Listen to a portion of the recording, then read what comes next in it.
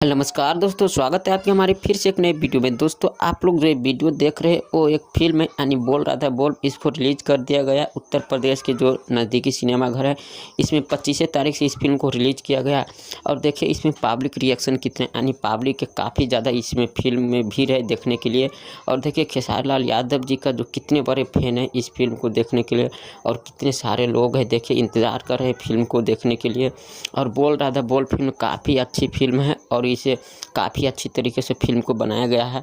और देखिए इसमें खेसारी लाल यादव के साथ एक हीरोइन, नई हीरोइन जो मेघाश्री नाम है, वो भी इस फिल्म में काम कर रही है।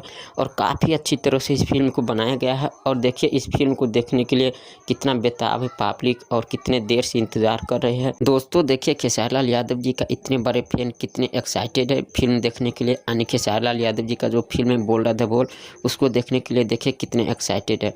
और दोस्तों आप लोग ने बोल रहा था बोल जो खेसारी लाल यादव जी का फिल्म है वो देख लिए या नहीं देखे, नीचे हमें कमेंट करके ज़रूर बताइएगा। और दोस्तों आप लोग भी आनंद मंदिर थिएटर के नज़दीक के हैं तो आप लोग ज़रूर जा कर के एक बार देखिएगा इस फिल्म को, काफ़ी अच्छा फिल्म है। और हाँ दोस्तों, आप लोग इस वीडियो को पहली बार देखें तो इस वीडियो को दिल से लाइक करके, चैनल को पहली बार हो तो चैनल को भी सब्सक्राइब जरूर कीजिएगा। धन्यवाद।